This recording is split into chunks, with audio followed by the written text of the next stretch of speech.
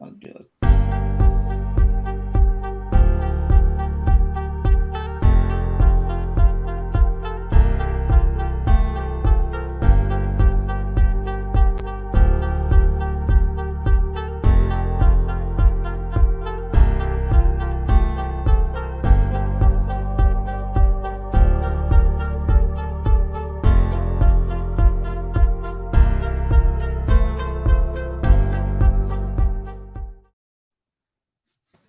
Good morning, and welcome to Prevention Zone Inc. Event for today, Prison PTSD. And I have my guests already here live and ready to go. And so we're going to get started. And let me go here to my little, okay, do it on YouTube like that. Okay, so good morning to everybody. Good morning to my guests, Mr. Christopher Scott and Mr. Vincent Haywood and Dr. Michelle Wiggins. And we are going ahead to get started here and get the show on the road. We know that we have obstacles that get in the way and try to stop the progress of things. And so, but we are going to move right along. We're moving right along. So, that being said, I'd like to welcome you again to Prevention Zone Inc. Mental Health Awareness Event. And we are going to be discussing mental health. And we're going to take it in a certain direction about when you go to prison and the after effects after you're out. So I have two excellent guests again, Mr. Christopher Scott. He exit the prison from a different perspective as an exoneree, and Mr. Vincent Haywood came out and came out on parole. And so we're going to get comments and everything from our guests to talk about how mental health affected them. And our guest therapist today is Dr. Michelle Wiggins, and we'll let everyone introduce themselves and we'll go from there. All right. So, just to talk about mental health, and I'm going to speak from a personal background or personal experience myself. I initially started dealing with therapists or whatever the case after my mother passed away. And you heard about it growing up, but then you hear in our families that if you're acting a certain kind of way, you better go somewhere and pray, or you better ask the Lord to help you to fix your mind and all of that. And so, but mental health is alive and kicking and has been for centuries. And so after my mother passed away, I decided to seek a therapist. And it was someone I didn't know. And she asked me initially, how you doing? So how can I help you today? How can I assist you? What do you want to talk about today? And so I got to telling her my mother passed away and I'm just having a hard time dealing with it. And so she just went on and we just had a really good conversation. I cried and told her, how much I'm gonna miss her. And she was able to just give me a good conversation, telling me some of the things to do, and so I enjoyed it. And so fast forwarding to at work, I had a bad supervisor, God rest her soul. She gave me such a hard time, never been on any medication. All of a sudden now I'm having to take blood pressure pills. And so again, I did seek a therapist at that time. And so she, the therapist, I told her so much what was going on with the lady. She just said, "Oh, that blankety blank," out, and so made her mad. But anyway, I was able to do that, and then fast forward to going through the criminal justice system with the loved one. We had to see a therapist. My children had to see a therapist. And so, with just that, seeing the therapist for the things that we were going through with just that. So, can you imagine someone being in a place and having to be there for years and didn't commit the crime, but have to be there for years for something they didn't do? And then from another perspective, going in there might be your first time or whatever the case may be. I'm sure that's trauma. Trauma did set in somewhere. And so, with that being said, sharing mine, because I still see a therapist and not ashamed to say, and people be, like, don't be telling them. No, I see a therapist, and that's just how that is. So, it is what it is. So, but anyway, I'm going to go ahead and allow, I'm gonna have Mr. Vincent to speak because I'm kind of familiar with how it is for him going into prison and coming out, because as a retired parole officer, I would talk with my guys. I would have many of them come out and say, or on the special condition or special instructions they have, that they have to go to the mental health um, doctor or the hospital or intake, mental health intake. And then sometimes they have pills already prescribed to them. And so, Mr. Vincent, can you kind of go ahead and introduce yourself? I'm gonna let everybody introduce themselves as I call on them to speak. So go ahead, Mr. Vincent. Good morning, everyone. Again, my name is Vincent Haywood. I am a licensed ordained minister here in the city of Houston. Um, I am a father of four, my youngest being 13 and my oldest being 33. Um, I was incarcerated back in 1991. I did time from 91 till 2002 for 3 counts of aggravated robbery from the age of 20 at the age of 25. Um, Throughout my period of incarceration, I started practicing the religion of Islam.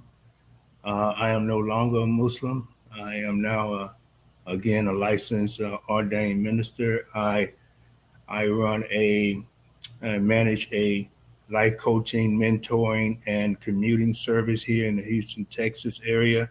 However, the commuting service takes me throughout the state of Texas. I've traveled from Dallas to Abilene to Corpus, a number of places throughout the state of Texas just through my commuting service. Um, I thank Ms. Daphine uh, for choosing me for this particular platform. I'm honored to be here. I believe that I have been given a gift that could help quite a few people when it comes down to understanding their positioning after they are released from prison. Me, myself, quickly, um, when I was released from prison, I already knew what I wanted to do. As far as I knew, I had a plan on what I wanted to do. However, when life begins to settle in and on you, those plans could easily be abrupted and changed in a blink of an eye because society isn't prison and prison isn't society. So again, I thank you for inviting me. I hope I've given the introduction, the justice that is due to it as well. And as we move on, there's much more that I can share. Absolutely. So, just to kind of ask questions to you, once you was released, so how many times did you parole out? Just Only once only one time? Okay. I served a 11-year sentence, prison Okay. sentence, and I did 11 years on parole as well. I got off Okay. parole in 2011. Okay. Okay. So with that, and I was, which office did you report at? The one located off of Beltway 8, and I think that's Houston 4. Vickery, Yeah. Vickery and JFK, somewhere in that area. Yeah, Houston 4. That's Houston 4. Hmm. Okay. So when you were released, what um what did how did you feel? Mm. How did I feel? Yeah, Uh, once you were released, and from a mental perspective, did being in prison that long, your freedom was taken away because you did something wrong and you had to go to prison for it, and being away from society, from your family, did any of that affect you mentally? I I believe so. Uh, uh, I believe so. Mm-hmm. I know that when I was released, based upon the question that you're asking, how did I feel? I felt like I had something first and foremost to achieve, that I had to accomplish. There are so many things that I had to accomplish while losing so much time from society. So I knew that it was important for me to meet my parole stipulations. I knew that it was important for me to find a place of employment. I knew that I had a place where I was going to parole to, my mother's. Uh, and I knew that I had something in me that was going to help me remain disciplined. And I give credit to Islam for that, because that platform helped me to remain disciplined throughout a period of time until I lost my first wife, and then that changed. But that's another story.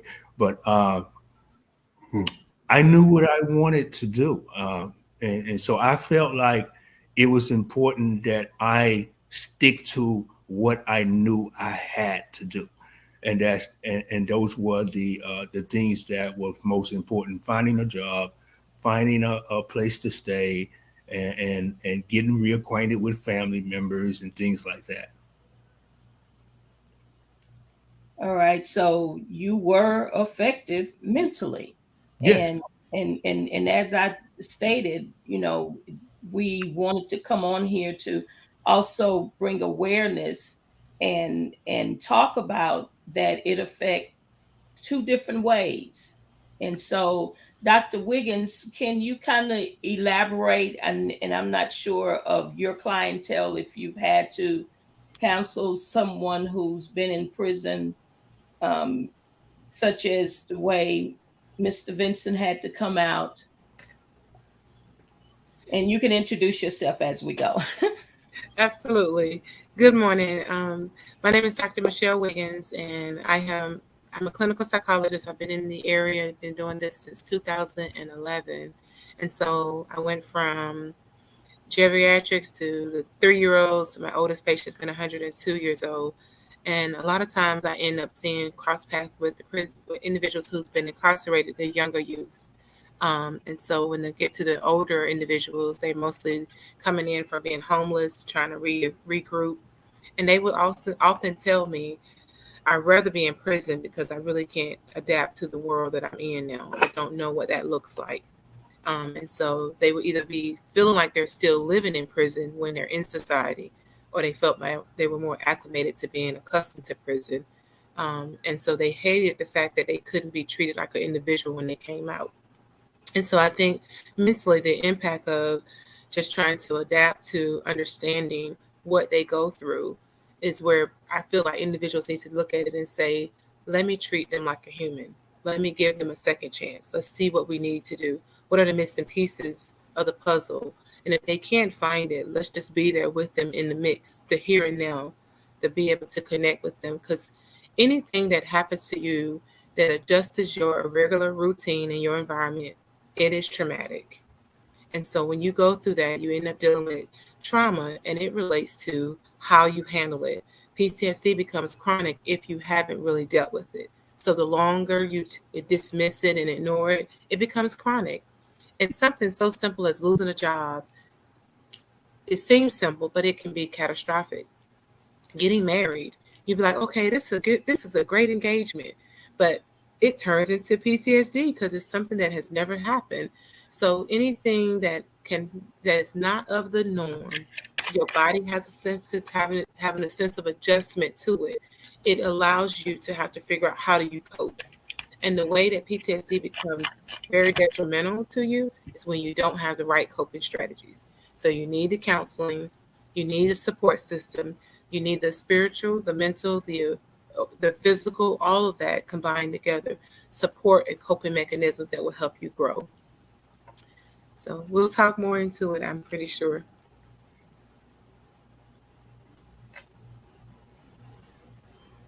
I can't hear you.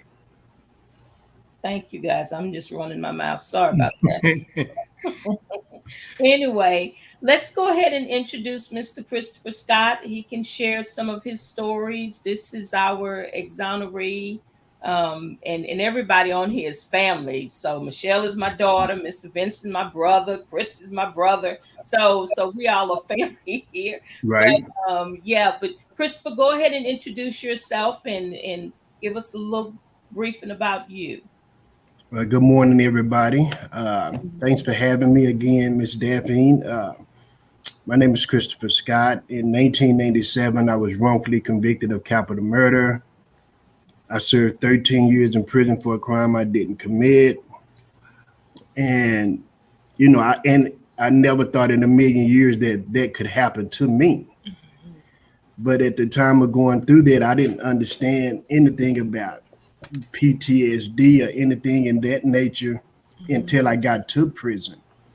And I became incarcerated and in jail in this little tiny jail cell, which at first I was so used to just having my own freedom, being able to walk, being able to drive, being able to do everything a normal individual was able to do.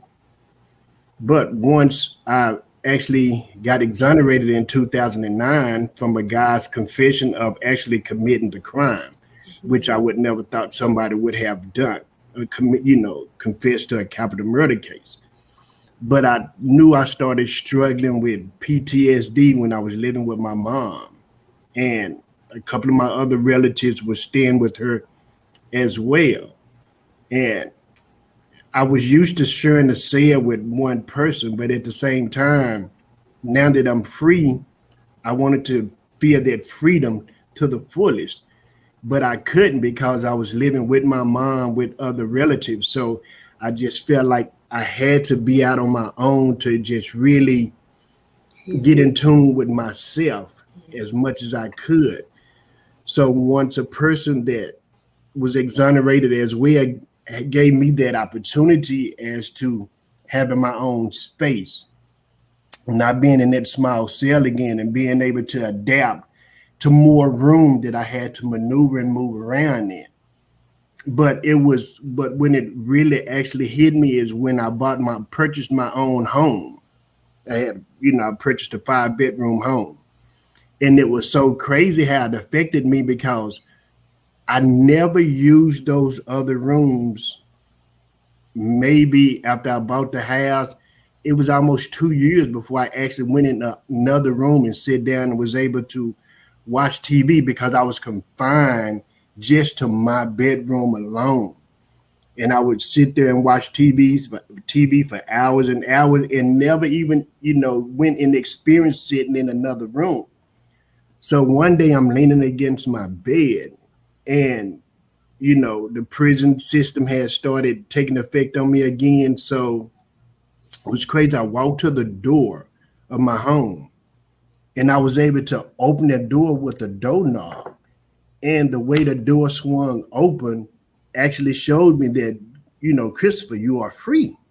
If the doors don't slide and you hear a clink, that means you're free again. But I just didn't understand it to that point. So I walked to my mailbox, just to get some fresh air, just to see the birds flying in the air and hear the birds chirping. And once I opened up my mailbox and was able to take my own mail out, besides walking to prison bars and giving my TDC number. That's how we get our mail in prison. And I was able to get my own mail. And then I just looked around my neighborhood and I was like, dude, you are free. I need you to do better. So what I would do is I would take a walk around my house maybe a couple of times. And then I would go back inside of my house and go into my bedroom. But at that particular time when I did that, it showed me that I was free because I was able to open up that door from a different perspective than having a prison door shut and hearing that clink of it closing. Because when you hear that prison cell closing, that means, that's the end. You can no more go out. You are confined to be locked in this cell for numerous of hours. So once I got over that and started to being able to go to my other bedrooms and able to sit down and chill in my rooms and watch TV and work the remote controls on my own, because in prison guards work the remote controls for you.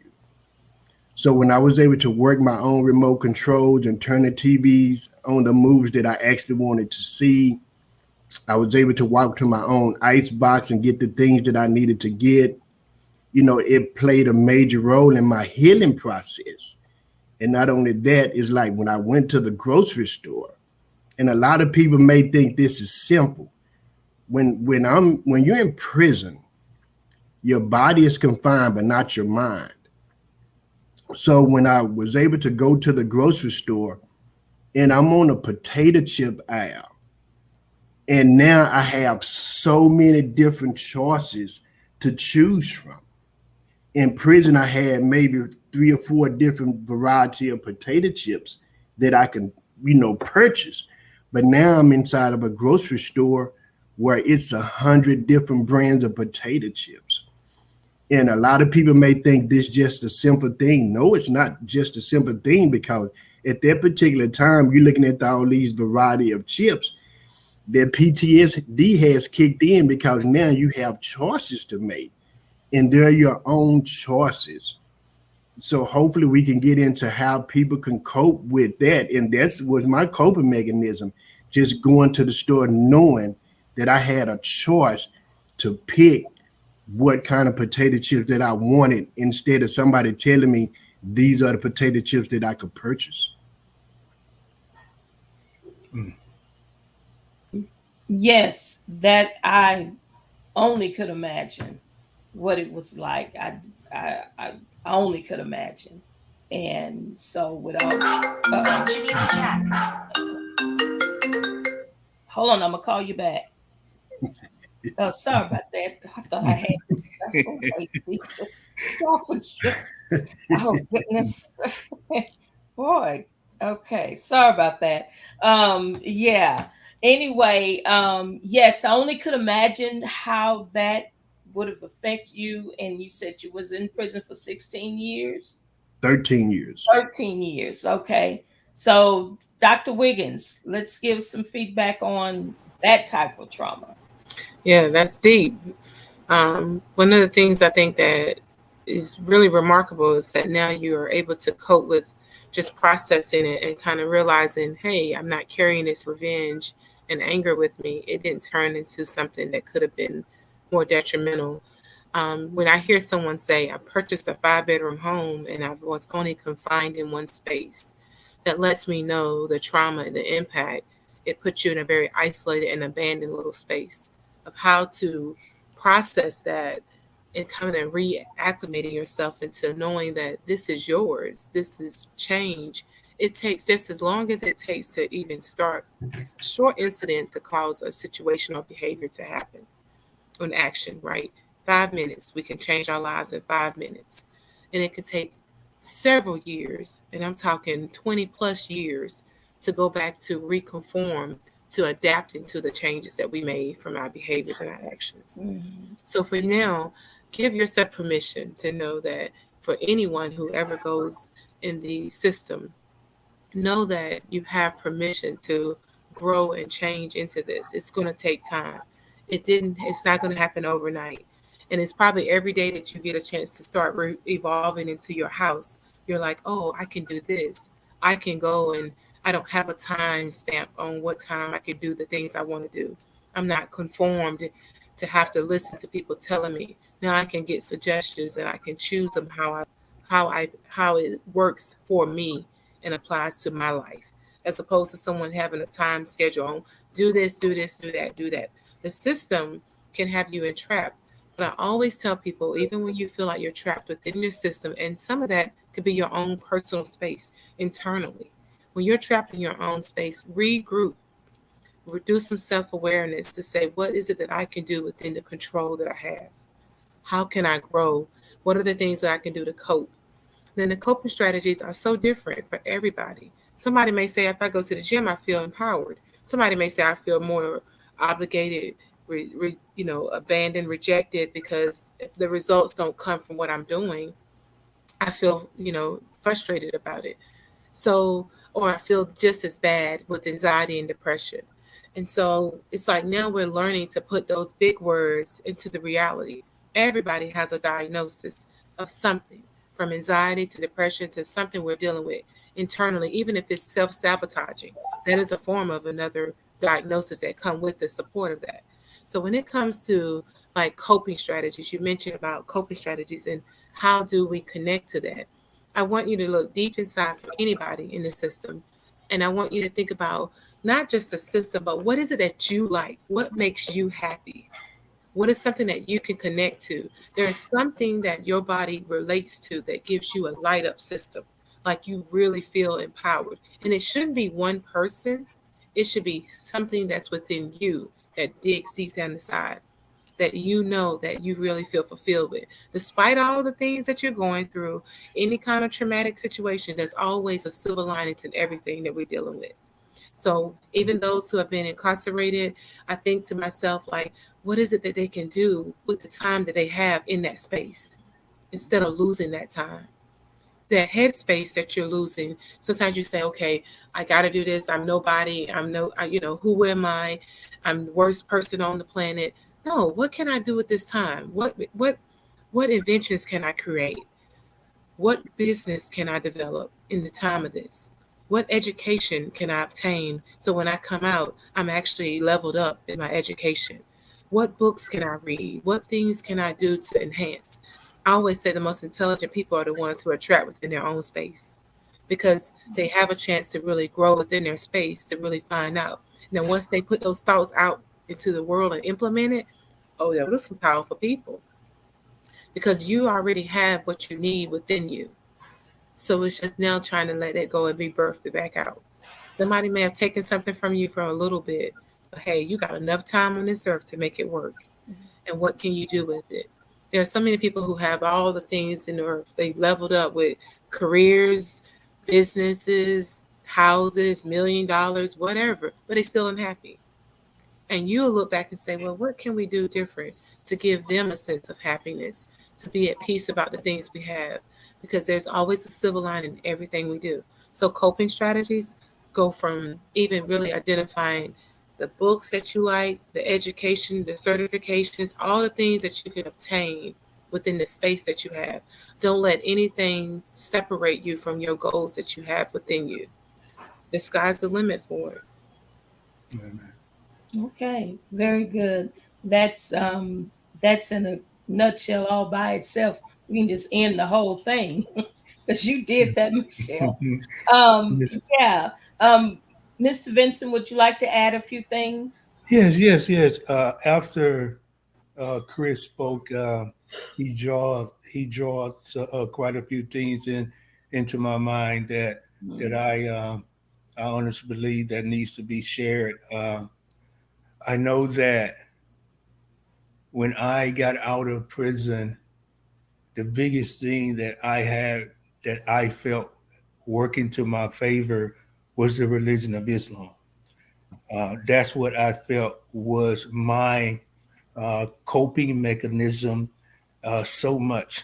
And I knew that a third of the religion was completed through marriage.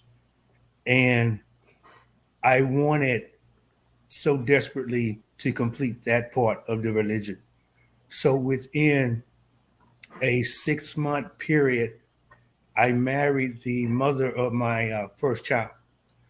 Um, she also embraced Islam as well. And what ended up happening, I got a decent job working in crane and rigging that was paying pretty good, really good. I ended up purchasing my own home in Humble, a 4-bedroom, 2-story home, and everything was going fine. Everything was going fine until Christmas morning, 2011. I woke up to find my wife's head buried in the pillow. She had suffered from her last epileptic seizure. Yes. And my 2-year-old was sitting up in bed watching me as I began to attempt to resuscitate her until that was eventually being shown that it's being done in vain. So I called 911 and they gave me some instructions, things to do while they were en route to my home. And that was so devastating to me. You can imagine so, because throughout that 10-year period, uh, it was actually going on 10 years. It was 9 years and a month before I had actually reached 10 years of freedom. I had actually just got off of parole in 2011 as well. And throughout that period, my wife and I were beginning to gradually get away from practicing Islam. I mentioned Christmas because that was actually also the year that we were going to begin to celebrate Christmas again. And and it was so devastating. And when I buried my wife, I buried her in a Christian burial. And that was when I actually legitimately denounced Islam in 2012. However, I was still trapped, I would say, in the necessity of being married. 4 months later, 4 months later, I remarried. 4 months later, I remarried. And I remarried because I needed someone to help me raise my daughter. That's why I remarried. And now, as I fast forward to where I am now, I married for all the wrong reasons. Even though it was for that reason, now the marriage is crumbling. We're already separated. We're on the verge of divorce. I'm in this home alone. And there are a number of things that took place throughout that second marriage where I consider to be signs that this wasn't something that I would say ordained by God, because I'm now settled in the space where I believe I married for the wrong reason. And when you marry for the wrong reason, it's only a matter of time before the marriage begins to crumble. Uh, so I believe that traumatized me mentally.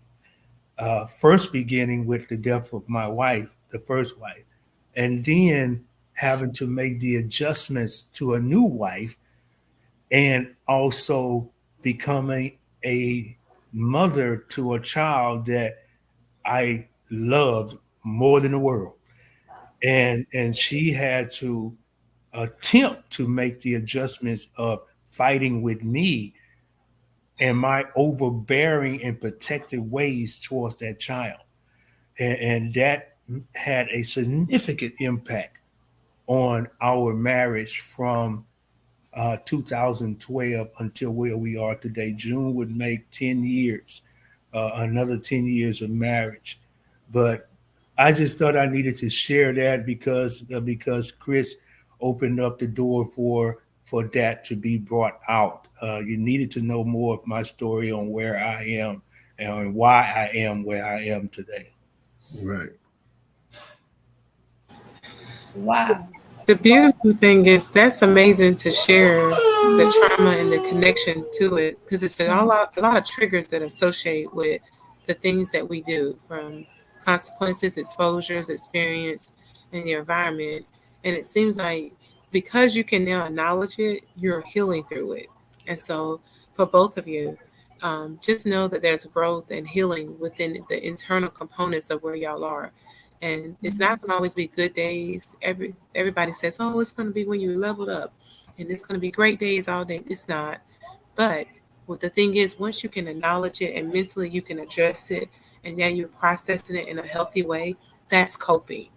That's the strategy of coping. That's the healing process. That's where the healing begins.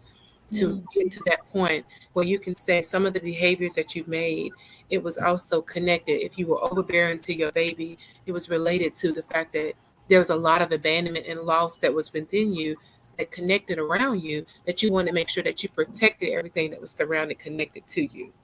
And that makes sense. It makes so always know every day is growth and healing. And if you're the change agent of your own success story, you can change it as many times as you want. It is your narrative. And you can create it and recreate it and rewrite it as long as you know you're in charge of it. You're the captain of the ship. That marriage, just because it's not working and crumbling the way it seems like it's crumbling, but it's growth, it's healing, it's the new beginning of your change, and it helps to get you to the next level. Don't put any regrets on it. Just acknowledge it. Hey, I may have made the wrong decision because I did it with hidden messages or misconceptions of what we thought was the right thing. At that time, that's what you needed at that season. Yes. You see what I'm saying? So it's okay. What you needed in that season was what you needed in that season. But Yes. the thing is, it's great that y'all are not killing each other with it and attacking each other verbally, mentally, physically. The things of those is what it causes the PTSD to recirculate. So just know there's going to be triggers. It's trauma first. It's an incident and the consequence and behavior. Then it's trauma. Then it's triggers. Then there's reconnecting to those triggers. Then it's now coping with it and helping yourself to heal holistically. And that holistic way could be from taking trips solo to it could be anything. It could be just being independently absorbed in your space, right? And do what you want to do. But the thing is, don't ever tell yourself that the decision that you made or the choices that you made has encrypted you to be in prison within your own self. Does that make sense? Yes. Yes. Makes a I lot love of it. Thank you. Thank you. Thank you so much. You're That welcome. that helped me. sense. You got it. I got you. Yeah. And go ahead, Michelle, and you can invoice us all because that. I'll just put this on the tab today. Okay. This on the house. Don't It's worry. on the house. Okay, yeah, that I mean, just to hear, and Mr. Vincent, thanks for sharing that and letting us know the effects of how and the reason you married the second time. And this is going into marriage counseling too, as well, to help someone in our audience that when you do things for the wrong reason, and it appears to be good initially, but in the long run, it slowly catches up with itself when it's the wrong reason. And Dr. Wiggins just really laid that out. And as she was talking, I was like, okay, this is prison PTSD talking. But but just on a personal note, I celebrated 32 years of marriage on Thursday. And so Congratulations. thank you. So I was thinking back when y'all were talking, I said, did I marry this man for the wrong reason? No, I didn't. Chris know how I am with my husband. So we have a good time laughing about my marriage and my husband. But anyway, but I thought back because and this is not a marriage session, but I just thought back when as preparing My mother had passed away, so you know how girls have the guidance of the parents, like excited and oh yeah, this is the right one. Well, I didn't have that, and so I was in a position of saying, okay, if this is supposed to be, just work everything out to run real smooth. And I prayed to God and told God, because I'm used to my mom saying, yes and no, or he's good, he's bad, or whatever the case. And so I just put that out there in the atmosphere that if it's supposed to work, let everything work out just fine. And sure enough, the day came and the day ran really smooth. It was really good. 4 kids later, and I'm like, oh my God, I am still married. For if anybody in my audience who know me back then, still married. And Thursday night we were out with my cousins for dinner, and they've been married 38 years and we 32 years, and we just kind of shared stories of the reason we are still here, because back to what Mr. Vincent said, marrying for the wrong reason. So as I reflect back, I didn't marry for the wrong reason.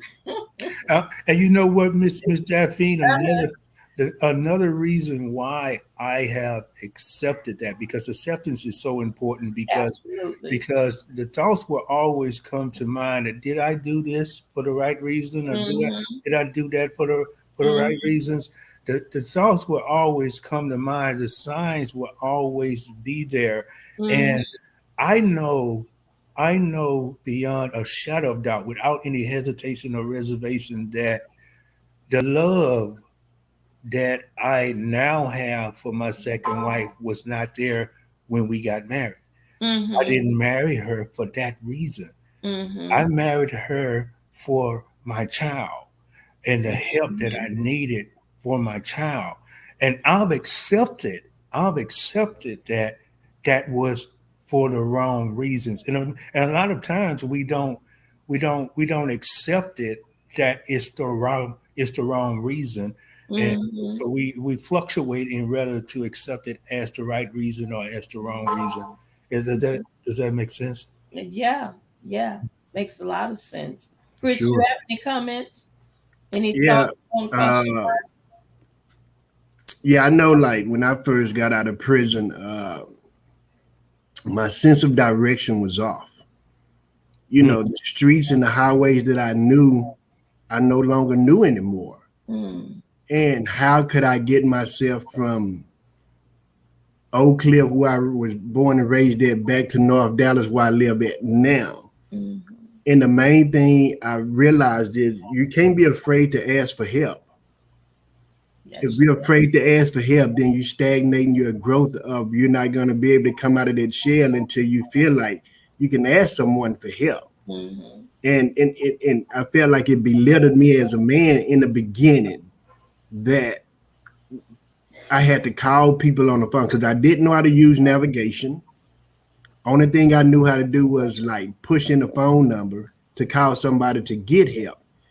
And me having to ask somebody to guide me back home from where I came from. It played a major role on the way of my thinking process, because it's never a day in my life that I think that I would ever have to call somebody and say, could you help me get home? Because now I'm lost.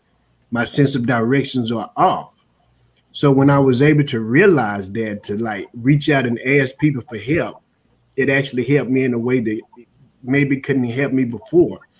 Because now I'm not afraid to ask people for help. I'm not afraid to ask people for guidance. Because in prison, it's hard to ask anybody for help, because 9 times out of 10, you got to ask another man for help. And that's something we prey on ourselves in prison. That's something we don't do. But at the same time, what kind of foundation can you make in prison to help you along that way? And I built that foundation as when I went to prison, I was a real small, real skinny man, actually. And what I told myself, I said, I got to put on some weight. So what did I do? I started working in the kitchen to put on some weight. And then I'm like, I need something else to help me, cope and get my mind right. So I started reading books. I maybe read 3 books per week. to get my mind out of prison, to get my mind back into reality, because books have stories of the free world, of what's happening in society. So I started reading books. I started working out. And then I went back to something my mom actually was doing as a kid. I got back into like soap operas. And a lot of times, people feel like soap operas. I'm like, man, soap operas are mandatory in prison. And it's funny to say, but they're mandatory in prison, because I sit up for 13 years and watch General Hospital every day without that show being interrupted, because that's just something people did while they was in prison. From the toughest to the weakest, we watched soap operas. And soap operas just got me out of that prison for that moment, for that hour. I was able to live the way these people was living on TV, because I put myself in that position. And not only that, I worked in the kitchen and I made coffee for the whole entire prison. But at the end of the day, I was like, what can I do to like help myself? Because I knew my family wasn't in position to help me. Man, I became a black Ronald McDonald in prison. I started making 70 hamburgers per day, selling them. But it made me think that you can do this on your own. You can find a way to do this on your own. Mm-hmm. It's good to ask for help as well, but they say faith without works is dead. All right. So that's what I started doing. And my mom always wrote this quote to me. I never forget it. She said, baby, got to have faith and belief in God. She said, remember this quote, she said the size, the faith the size of a mustard seed can move mountains. Mm-hmm. And I used that. I say, well, it didn't move mountain, but it moved prison bars. So my faith was strong as to where my belief was. And my belief that it was a higher power and he can make anything impossible possible. So when I looked at it in that light, I was able to open up and ask people for help. And right here today, now I run a nonprofit organization called House of Renewed Hope. It's to help men and women that's fighting for their actual innocence cases. And one of the greatest moments that I had achieved was helping somebody else get out of prison after doing 41 years. That was a main accomplishment that I wanted to do, because I wanted to see that I have that much faith in me and God that he can allow me to make this happen. And that guy reached out to me about helping him get out of prison, which means if he reached out to me, I can reach out for help as well when I'm struggling. So when I struggle, I reach out for help, and there's people there to help you if you reach out to them. Mm-hmm. Don't be in it alone, because it takes a village to raise. Mm-hmm. Anytime I feel like I'm going through something, I always have somebody to talk to. Yeah. Wow. That's good, Christopher. Now you're gonna have a hamburger party, because since you're that good, we're gonna have to all travel up there to Dallas. No, Dallas hamburgers. For sure. Yeah, and just thinking about it, you when you were here last, is a certain way you eat that hamburger.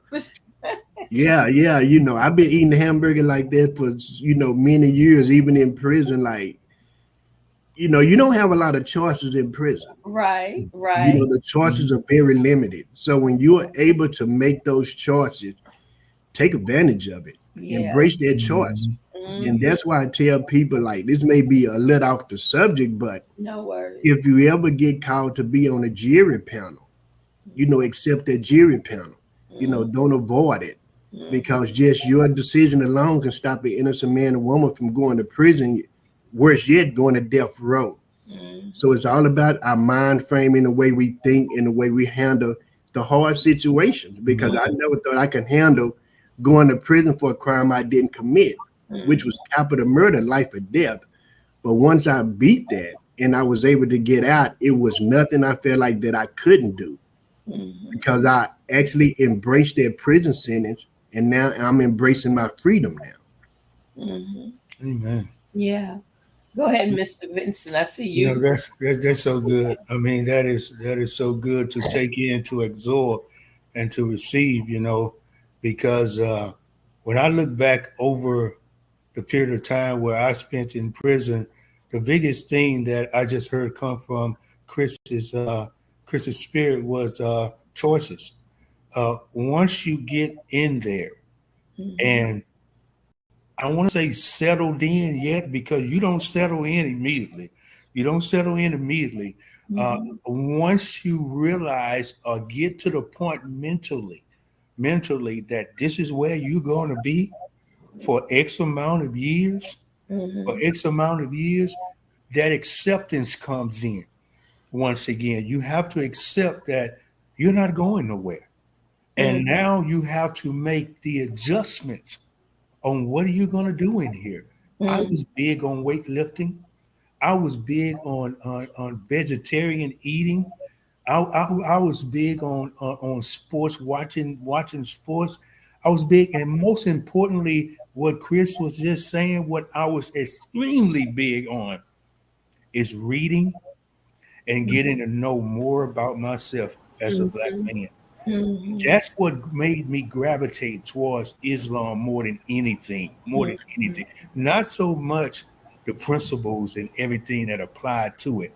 I wanted to know more about me because the version of Islam that I accepted was through the Nation of Islam, and it is pro-black with the Honorable Louis Farrakhan, Malcolm X. All of these people had a tremendous impact on me on learning more about myself. So when I listen to what Chris is saying, I mean, cannot count how many times I walk the rec yard praying and crying and learning and doing books in my hand. I mean, there was never a time where I didn't have something to read. There was never a time where I didn't have something to read. So you have to make that adjustment. Just to conclude, you have to make that adjustment and that acceptance first and foremost that you ain't going nowhere. This is it. And I applaud Chris because our situation is like a tremendous difference. He was serving time for something he didn't do.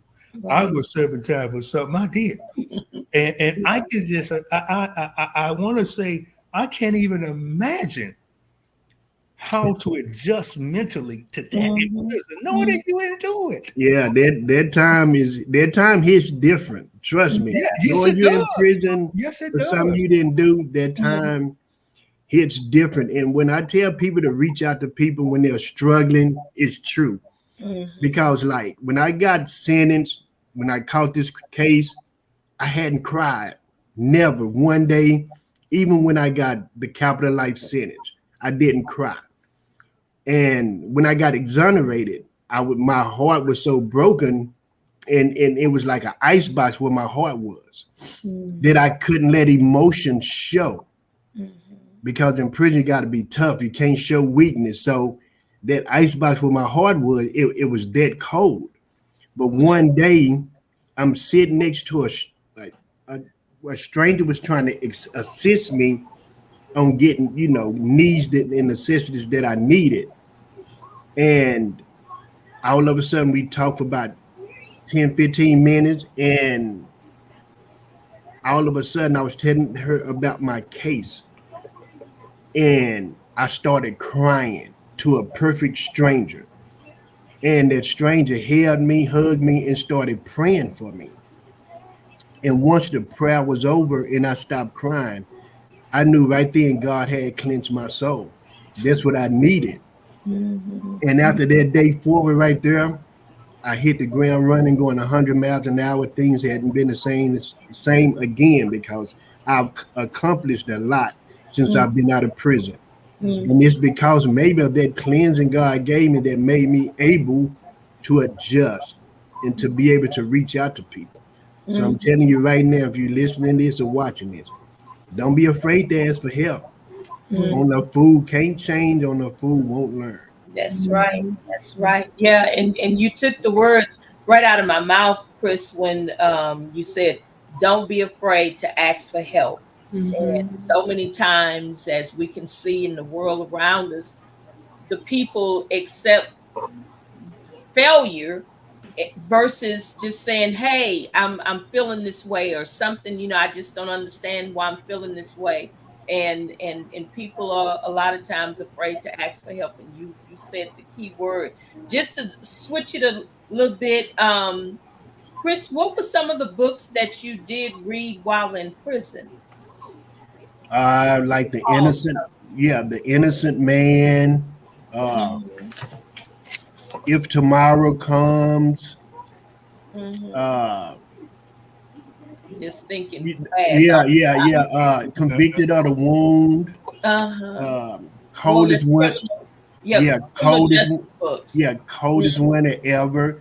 It Mm-hmm. wasn't just criminal justice book. It was criminal Mm-hmm. justice book, but it was life learning books. It Gotcha. was books that people was living a certain life that Mm-hmm. I pretty much didn't want to live when I got out Ah. because I understood about, you know, choices come with consequences. Mm-hmm. And whatever that choice you made, you got to deal with the consequences. If it's Mm-hmm. good or bad, you got to live and deal with those consequences. Mm-hmm. So Mm-hmm. I always deal with books that had a meaning to it. We Yeah. can sit up here and read a whole lot of books that talk slick, talk about criminalization, Mm-hmm. talk about racism. But if you can't get anything out of what you read, then you're reading for a reason that you shouldn't be reading. I'm Mm-hmm. reading for a purpose and I'm reading for a goal. Mm-hmm. So if I can't read for a purpose to get something out of it, then it's a waste of my time. Yeah. Yeah. How about you, Mr. Vincent? What type of books you've seen that got into the Islamic religion? And I know you was doing a lot of reading to understand. Yes, So. yes, yes. And that made a lot of sense what Chris was saying. You Mm-hmm. just don't read just to be gracing through the pages and looking at black and white or even color for that part. But one of the biggest books that I can recall was the Chains of Psychological Slavery by Naeem Akbar. And in this book, it it separated the difference between a male, a man, and a boy. A male, a boy, and a man. And I learned a great deal from that. And of course, I've read the Message to the Black Man a number of times, the Quran, and the dictionary was big. I was big on the dictionary as well, and there were a few more books that I can't really think of. Mm-hmm. Um, and Lord, but the chains of psychological slavery was the biggest one that I read by Naeem Akbar. Mm-hmm. Okay. Um, Michelle, you want to give some input? Nope, they saying what I've been believing. Like you're only gonna make it through the things that are working for you in terms of the coping strategies, and I think reading is so fundamental. And so I'm glad that they are sharing some of the stories of their journey through it. Mm-hmm. I was just thinking that reading is so helpful when people are like struggling. Sometimes it's hard to talk to someone about Hmm. what they're dealing with. But if you can read it and see it fundamentally in another black and white image, oh, I see what this is going, what they did. They have some of the same feelings. It can trigger those emotions, but then it can help. Well, what did they do to get through it? And if they can get through it, now I can get through it. So the Mm-hmm. self-help books are so fundamental, and just kind of letting you kind of get awareness of growth that can be interchanged through your own personal gain. Mm-hmm. And so I really do love to hear when people say they learn through coping, through reading and self help books. And so the other thing of it that I want to say for the journey that you've been through, for both of y'all, give yourselves a pat on the back because not everybody can stand tall with it and mentally be able to reconnect with who they are and to get back on track. Some people use suicide and things of that nature to result to it. They result to saying, no one is, the world is against me. I'm the black sheep, victimizing themselves, as opposed to what can I do with this time that I have or this situation and circumstances. And it can be from losing a house, being homeless, being in prison. There's a lot of things. Prison is just not behind the four walls that are encapsulated into the society system where you're trapped. It's also within yourself. You can be prisoned in your own mind by Right. not believing you can do anything. And so that causes the PTSD of being trapped in this space that you feel like your particular situation or circumstances will never ever become free from.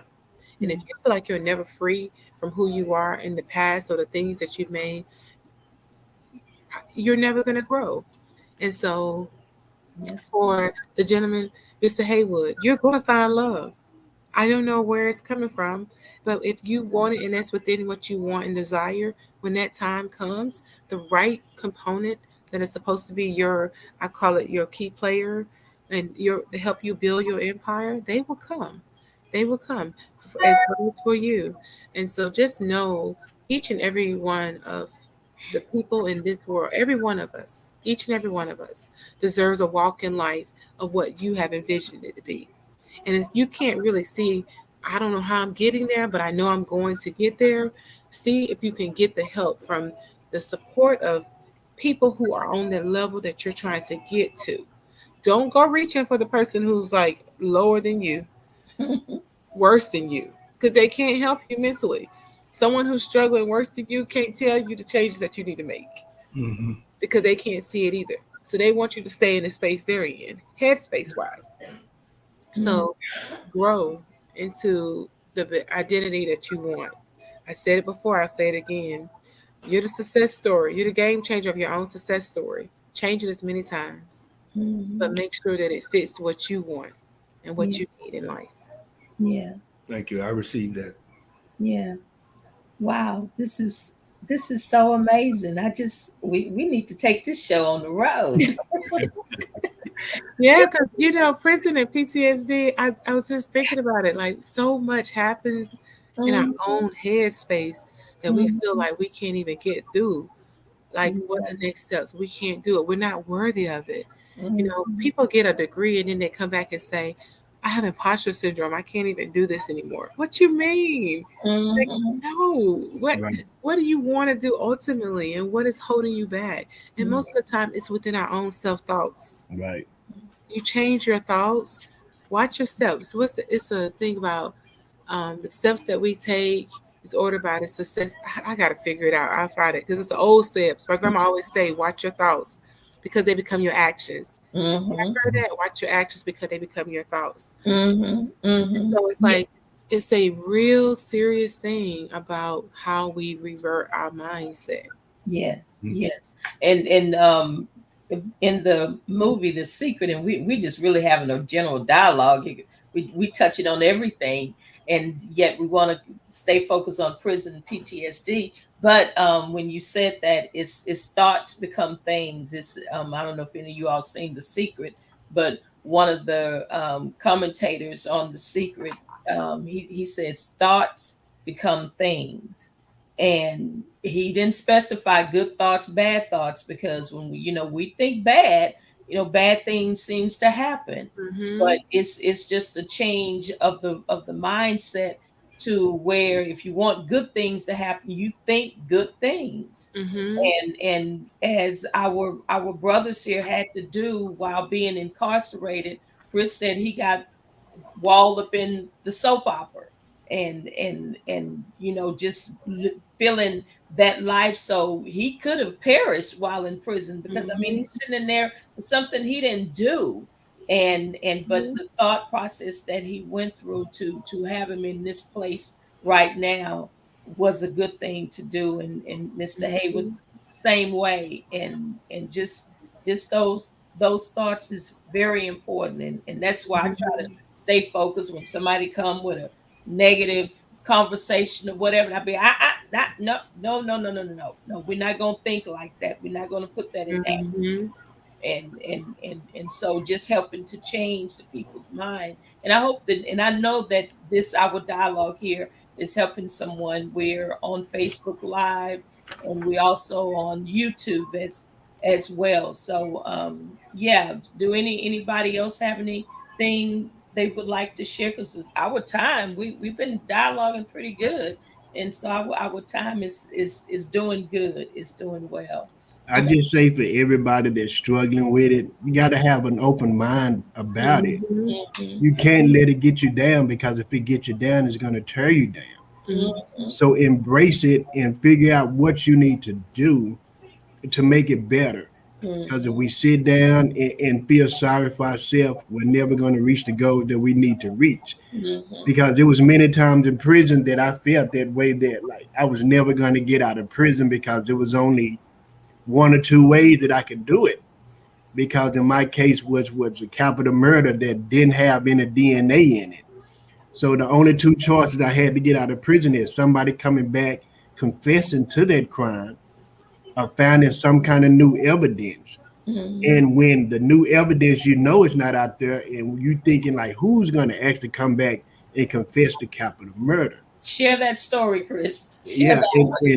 and it's crazy when it's sad when you have to say your life is in someone else's hands, Mhm. because when your life is in someone else's hands, it's up to them, because they have that key to your freedom. Mhm. Are they going to take that key and unlock that door for you? You never know. Because in my instance, as where it was two guys that committed capital murder, and profiling and racism played a big part, because the cops found the first two African American men they saw and incarcerated us for capital murder, not even having no evidence to convict us. Just on one person's word alone got us a capital life sentence. You know, God blessed us not to get the death penalty, and we didn't. We was able to see a better and brighter day. But how many people go inside of a prison barbershop and sit in the prison barbershop where your brother works at and confess to the crime that they committed that got you in prison, not knowing this guy's your brother?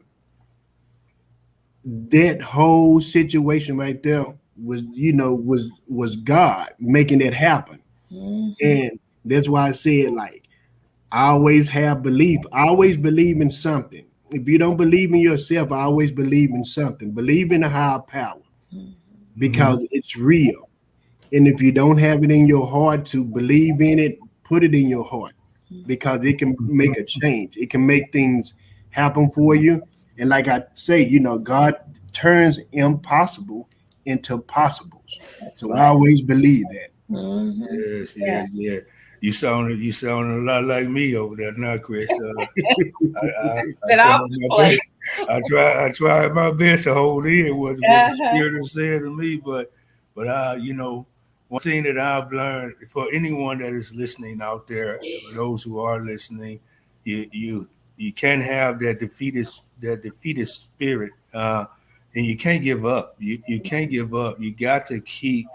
Uh, you got to keep trying to achieve what you need to achieve, because most of the time you know what you need to do when you get out of prison, Mhm. and the door's going to be slamming in your face. No, you got a record.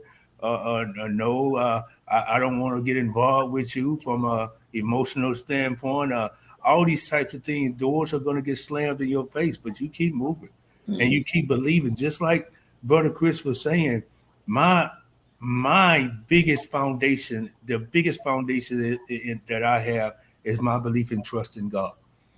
When you say you trust in God, anything could happen. Everything will happen. But Mhm. you don't truly know that you trust in God until He puts you in a position where you don't have no other choice but to trust in Him. Mhm. And that's how you define your trust in God. When Mhm. you are put in a position where you have to trust Him, you have to trust Him. I'm going to trust Him. I'm going to trust Him, and Mhm. because you can be seeking eviction. You lost your job, the home about to get taken, your car that got repossessed, and you say, "Oh my God, what is going?" The moment you say, "Oh my God," that's an opportunity for you to go right to where you need to go and trust in God. When you say, "Oh my God," because He hears that, "Oh my God," He Mhm. hears that, "Oh my God." Mhm. Because men will always fail you. Oh Yes, they yeah. will. People will always fail you, but you can understand one thing, prayer brings about that change. Prayer is amazing. If people don't believe in prayer, Mm. try it. It Mhm. does help. Wow. Yeah, well, we can skip church tomorrow. No, I'm just kidding. You know, all we miss it is a solo. You have to give God glory. Miss Daphne. You ain't You telling got me. to give God. You got to Tell give me him twice. his rightful credit, and Absolutely. that's what we just did. That's what we Uh-huh. just did. Absolutely. Absolutely. Dr. Wiggins, you want to throw in something too? Hey, I'm just connected to the dots to say amen because that's the truth. I mean, and everything they're saying is so true. I mean, at the end of the day, it goes back to just believing in you. And it's so, I hear people say, well, I don't believe in myself anymore. I don't know who I am. I've lost everything. And I'm like, there's always something. There's a hidden treasure behind every step that we take. And it's always something you can find great out of it. You know, every step that we take, you, you know, and they say this a lot in church, that even in the storm, you're supposed to praise them, Mm-hmm. you know. And so sometimes people don't think about what that looks like. What can you learn? I always ask, what did you learn from this situation? Mm-hmm. Oh, I learned not to trust people. No, no, no. What did you learn that's positive from this situation? Right. There's a positive from everything that we do. It may be a negative, but there's something positive. Come on, if this didn't happen, and had you not had this experience, would you have wrote your book? Would you have thought about those things? Right. Would you have been with this person? Would you have, would you have been able to reconnect with your daughter? May needed a new mother at that time, right? She needed that healing because you probably didn't grieve, but would you look back? Would you have grieved had this done this? Would you have done this better? Would you have not made these decisions? But see, a lot of times it's the what ifs that will mess you up psychologically because you're thinking about the what ifs as opposed to what did I do? What can I do? Who am I now? Who am I becoming? That's what I want you to realize. Who are you becoming through all of the circumstances? And then if you keep making, there's a difference if you keep having bad decisions, and you're not trying to figure out how, you don't know how to redirect yourself and navigate. That's when we have to reach down and find some therapeutic help, some professional help that can help you navigate this thing in a way that's healthy and holistic. And now, if you get to that point where you're like, okay, I'm ready to give up, let's talk about how we can help you professionally when it comes to that. But if you know what you need to do and you just need a little push to get you through it, that's when you get your life coach, you get your accountability partner, you get your spiritual connector. Because these things that come in reality, your thoughts become your habits become your thoughts. All these things kind of recirculate. But if you change just this mindset, I don't know how many times we can say it. You just need to A, ask for help. We can put it all in a little book. B, change your mindset, change your thoughts and your patterns. Watch your actions because they become your behaviors. Your thoughts become your behaviors. Then now looking at how you become destined to be the great person you're supposed to be. And people say, well, what does that mean? That means anything. You wrote a book, or you graduated, or you pay your bills on time, or you're respectful to your elders, you take care of your loved ones. Anything, but it's your goal. Whatever you want to do is what you want to do. Nobody, man, woman, animal, nothing can ever tell you what you're supposed to do but you. So don't give up on who you are. Make it Yeah. work. Yeah. Wow. Well, this has been really good, and as we slowly um, leave here from this amazing opportunity to share about prison PTSD, and we've touched all the corners, each area, from the marriage to the children. But to what I'm really big on is that right now we have a program for children with incarcerated parents, and that can be another show, because the fact that we do have children that are dealing with parents who are incarcerated, Right. and so those babies need psychological help, and a lot of them is don't get the opportunity, and I'm very grateful that we have partnered with Marilyn Gambrell. She has, I call her the mother of children with incarcerated parents. And Chris was at our event. I don't know if you had a chance to meet Marilyn, but we honored her at our event Mm-hmm. back in March, and Chris was an honoree as well. And so just to she was responsible for creating this world for the children, and she's still going on after 20, 30 some years almost. She is still yet kicking and doing and seeing about the children with incarcerated parents. But as we slowly bring this to a close, Mr. Vincent, did, because you an author, and so with your book, was you inspired to write your book because of what you went through? Oh yes, Mm, beyond a shadow of a doubt, because I need my story to reach millions, mhm, mhm, because there are people that are experiencing some of the same things that I am experiencing. May not be exactly, but still they are experiencing some things in within the same degree of what I am experiencing, what I have experienced, that need to know how I navigate those waters, and how mhm, I get out mhm. of that. My book is entitled Testimony Over Titles, From Prison to Promise. Mhm. It's on Amazon. You just search it by that name or search it by my name, and I'm sure it'll pop up. And it was published back in February of this year. It was this year Okay. last, Mhm. last year, February of Okay. last year.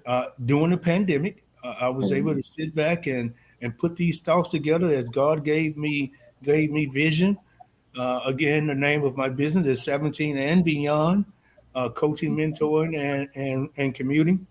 That vision for 17 and beyond is a collaboration between that age where children are so much waiting for 18, and a lot of them not ready for 18, but some of them think they are ready for 18 and Mhm. beyond. And not only that, and finally, that was at the 17-year mark. The book came about.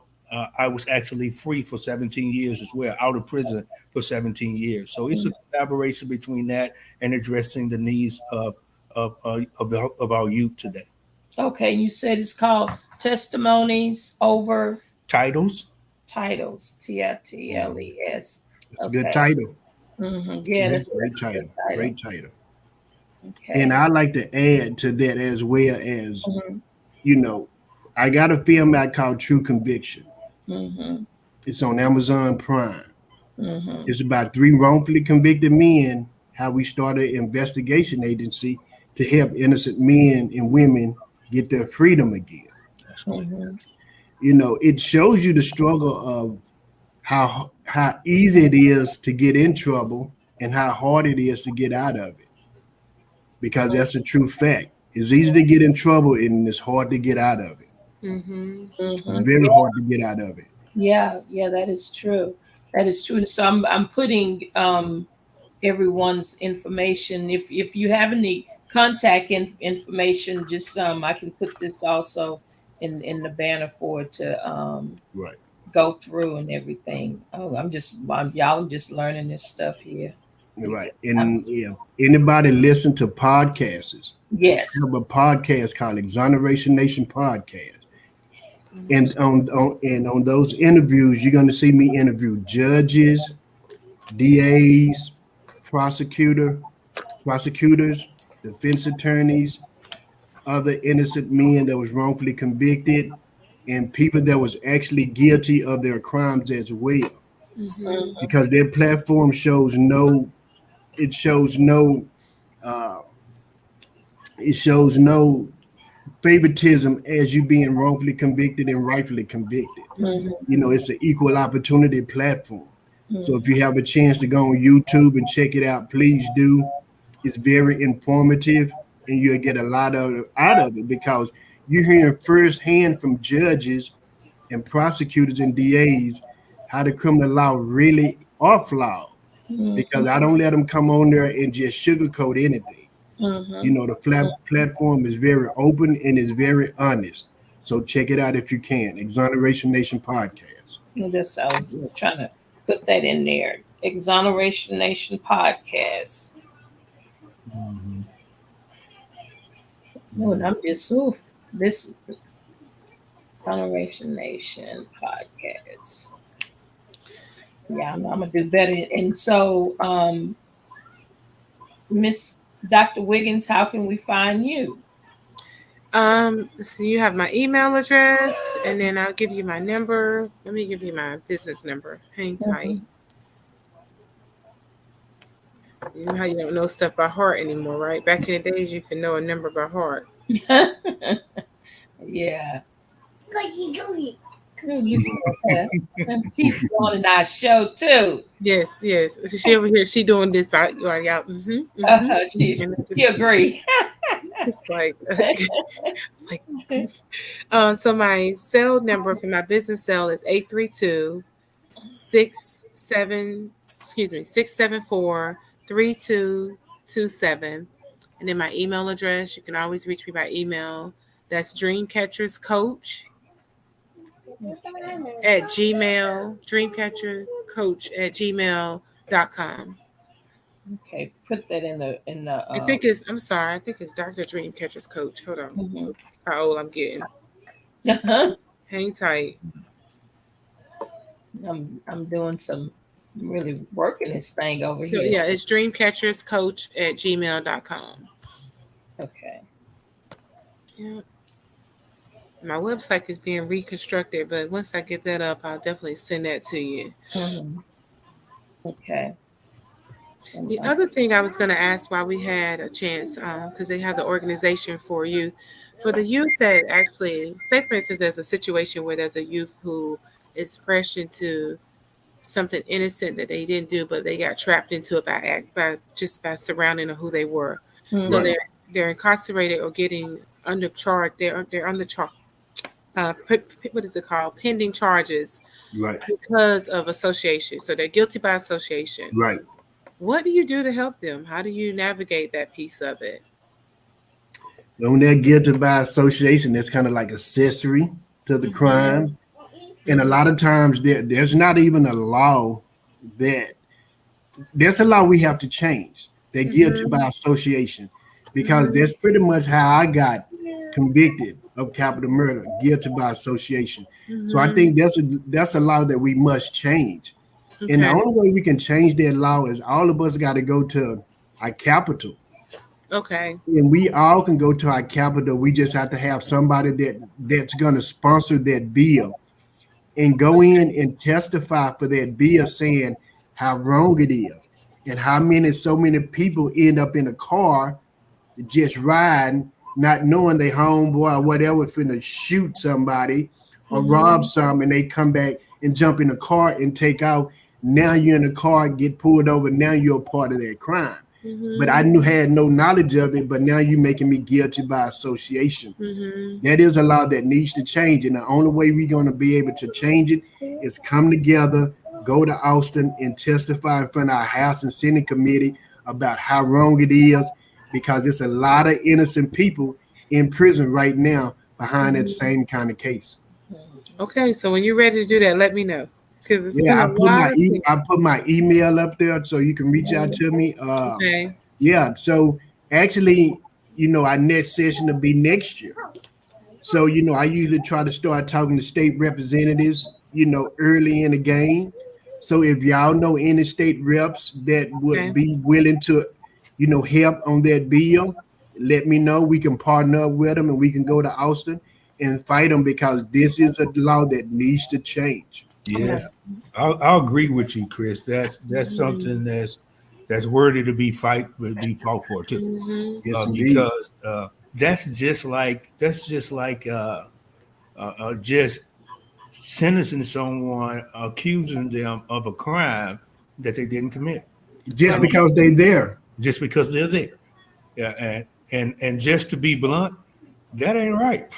Not at all. Right. Not at all. So not you have something to fight for, because it's not right. It's not right. Yeah.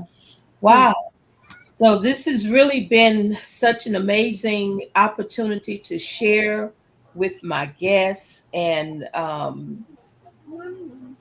yes, we Prevention Zone, as you all know, we are partnered with Christopher Scott and his nonprofit organization, and we're currently working on some cases with him. He's given his time and his effort, and I appreciate that.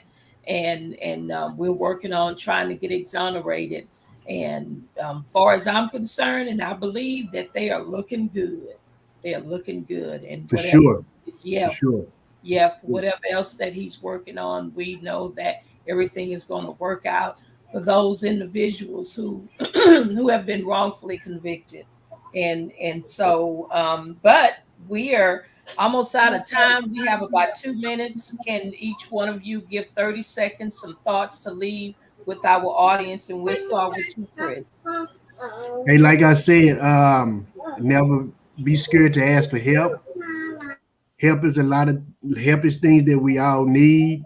Always remember you have choices in life, and always remember your choices always have repercussions. Mm-hmm. Mm-hmm.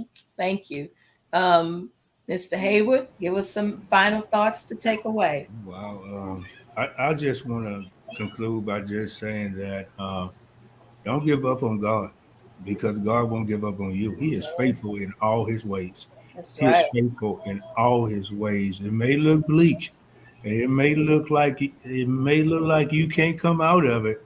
But let me tell you, when he's in it, he'll bring you out of it. Mm-hmm. That's You just have to submit. I mean, if he's in it, he'll uh, bring you out of it. that's right. Yes, That's sir. right. Dr. Wiggins, give us some final thoughts. Don't forget who you are. You're here for a reason. You have a destiny and a purpose. And mentally, I know things can look like it's bad and that you can't look up and you can't get back up on the next level. But psychologically, don't let something that may have been an action psychologically encrypt you to be able to get to the next level. You Mm-hmm. all have a purpose and a passion. Follow your passion, define your purpose, and everything else will fall in place. So mentally, do not give up when you feel like you cannot handle this. Seek for help. We're out here. Help is always available once you ask for it. Absolutely. Absolutely. And if Oh, it doesn't work out the first time, because some people say I asked and it didn't help, listen, go get uh, somebody else. Because every no, delay does not mean denied, and that's every no is not a rejection. wow. So Yeah, that's good. We've had some very strong, powerful guests on here today, and talking about prison PTSD, and we just gave a whole collaboration of a whole lot of good information. You can find that's our website, preventionzoneinc.org, and we are on all the social media platforms. You just go in there and like our page and check out and see what all we're doing. Christopher Scott is on social media platform. Vincent Haywood, the same. And I know Dr. Wiggins is on social media platforms. So go out and support. And I know this is Mental Health Awareness Month, but we need to probably do something else again like this in the near future. Just mental health is every day. And so I know we have a month set aside forward, but hey, we can talk about that every day, all day. Let's And do so, something about breast cancer. yes, yeah. We can definitely chime in on that in October. And so yeah, okay. Chris, you know how to reach me, but Right. yeah. So we're gonna go again. I appreciate my phenomenal guests for being here. And yes, job well done. And this is going to be posted, and it is on our social media, Facebook, as well as YouTube. And so we've gone a couple of minutes over, but trust me, it was worth these extra couple of minutes. And so again, to our audience, we appreciate you all chiming in, and enjoy the rest of your day on Saturday, and happy weekend. See y'all later. bye Bye. Bye bye bye. bye.